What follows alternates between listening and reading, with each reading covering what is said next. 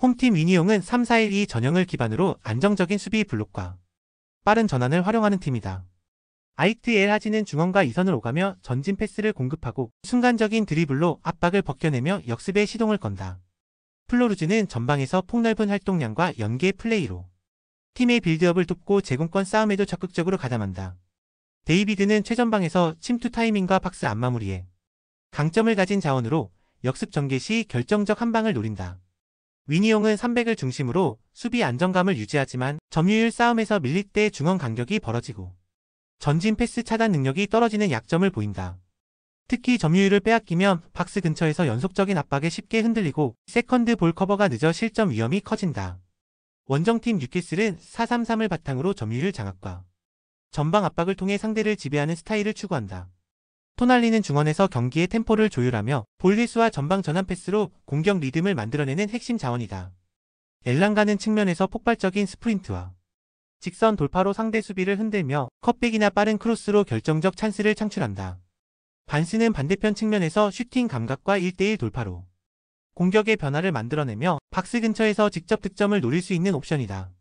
뉴캐슬은 볼 점유율을 바탕으로 상대 진영 깊숙이 들어가 수적 우위를 만들고 페널티 박스 근처에서 다양한 공격 패턴을 구사한다. 특히 토날리를 중심으로 한 중원 컨트롤은 상대의 빌드업을 차단하고 세컨드 볼을 선점하며 경기 주도권을 잡는 데 핵심적인 역할을 한다. 이번 매치는 액면과 전력과 전술적 완성도 모두 뉴캐슬 쪽으로 무게가 실린다. 뉴캐슬은 점유율과 중원 지배를 통해 경기 전체를 컨트롤할 준비가 돼 있다. 토날리의 전방 패스와 엘랑가반스의 폭발적인 돌파가 위니용의 300을 무너뜨릴 핵심 무기다. 위니용은 수비 블록으로 버티려 하겠지만 점유율이 밀리는 순간부터 간격 관리가 흔들리며 실점 위험이 커진다.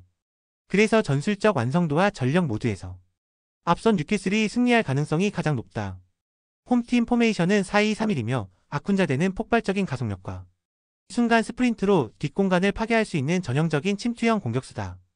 주비르는 측면 돌파와 컷백 타이밍이 예리하며 빠른 방향 전환으로 수비 라인을 흔드는 데 능하다. 양코비치는 중원에서 볼을 안정적으로 운반하고 전방 패스를 연결해 팀 전체의 공격 템포를 조율한다. 이사에프 카바에로 라마자노프가 부상으로 이탈했지만 잔여 자원들이 높은 활동량과 전술 유연성을 보여주며 전력 공백을 최소화하고 있다.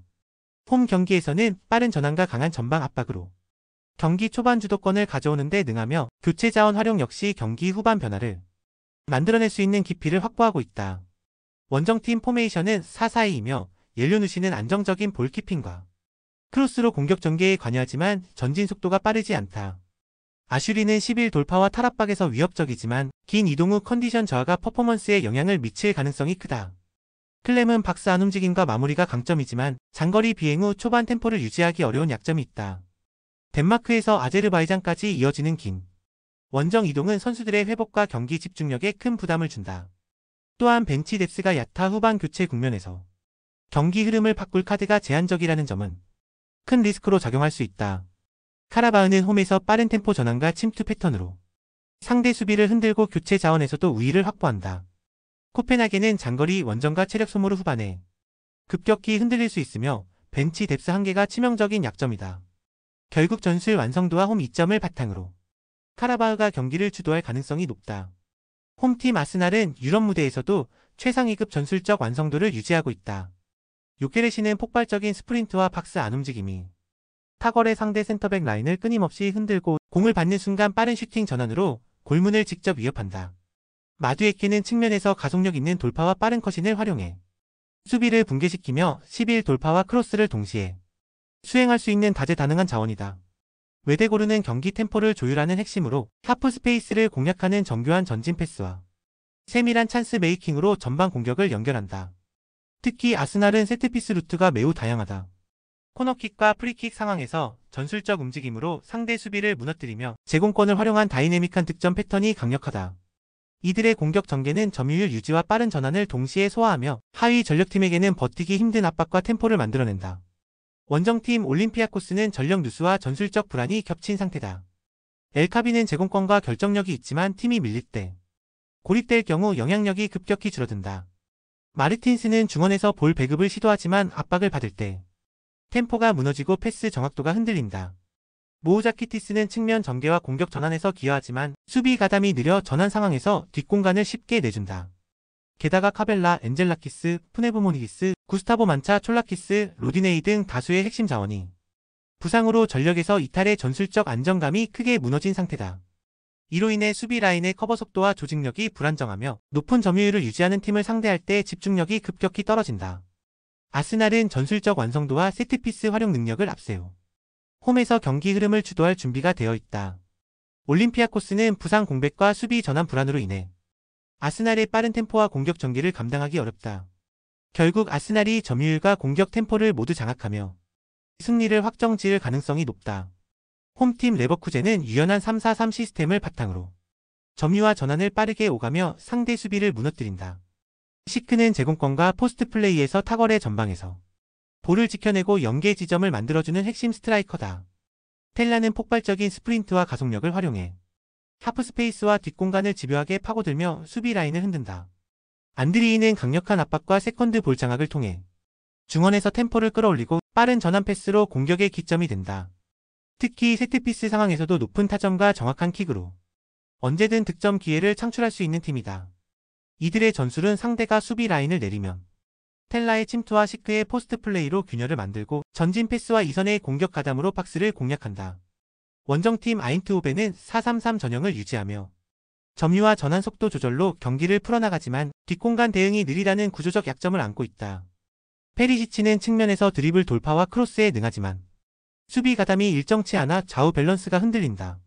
르번반 본멜은 중원에서 템포를 조율하고 전방으로 전진 패스를 시도하지만 강한 압박을 받을 때 흔들리는 모습이 잦다.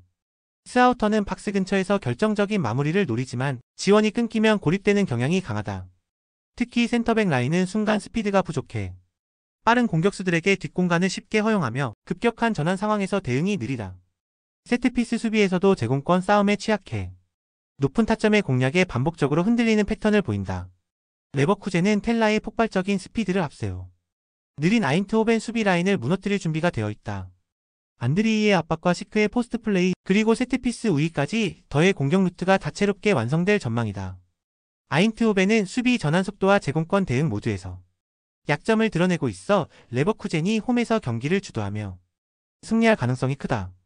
홈팀 비아레알은 포메이션은 4-4-2이며 페페는 폭발적인 돌파와 강력한 피지컬을 바탕으로 측면과 중앙을 오가며 상대 라인을 무너뜨리는 역할을 맡는다. 예레미 피노는 최근 물오른 컨디션으로 빠른 스프린트와 날카로운 컷인 돌파, 공간 침투를 통해 상대 수비 라인을 계속 흔들고 있다. 게에는 전방 압박과 세컨드 볼 회수, 빌드업 지원까지 소화하며 공격 전개를 매끄럽게 이어준다. 비아레알은 양쪽 풀백과 윙포워드가 깊숙이 올라가며 하프 스페이스를 침투해 박스 근처에서 수적 우위를 만드는 공격 패턴을 자주 활용한다. 특히 홈 경기에서는 높은 점유율과 빠른 전환으로 상대 수비를 흔들며 공격 템포를 장악할 수 있는 능력이 두드러진다. 이러한 공격적인 전개는 유벤투스의 3백 구조를 무너뜨리기에 최적화된 형태다. 원정팀 유벤투스는 포메이션은 3-4-3이며 데이비드는 제공권과 전방에서의 연계 능력을 동시에 갖춘 타깃형 스트라이커다. 일티즈는 폭넓은 활동량과 유연한 볼 컨트롤을 통해 측면과 하프 스페이스를 연결하지만 강한 압박 아래에서는 안정감을 잃는 경향이 있다.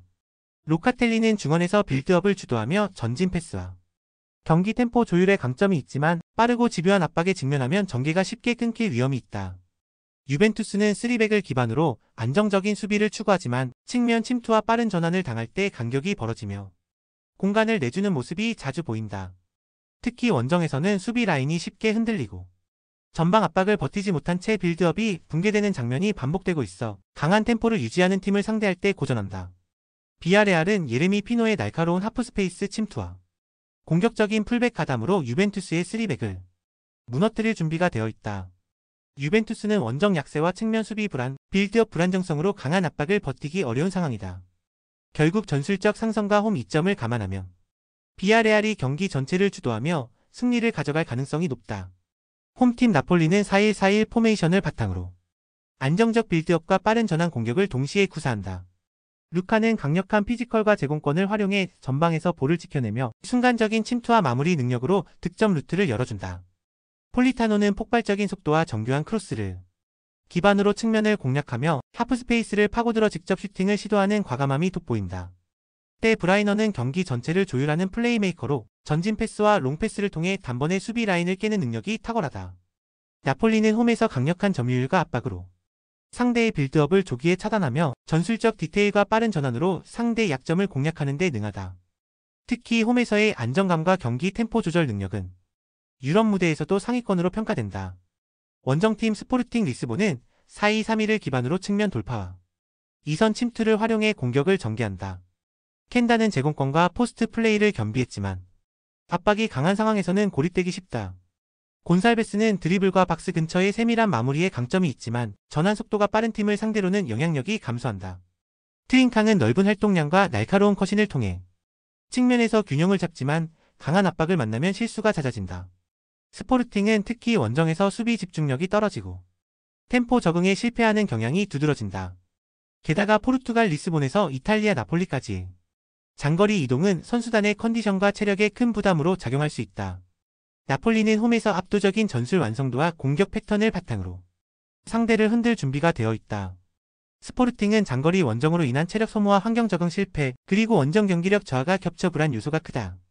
이 경기는 나폴리가 홈 우위와 전술적 완성도를 바탕으로 초반부터 흐름을 장악하며 승리를 가져갈 가능성이 높다.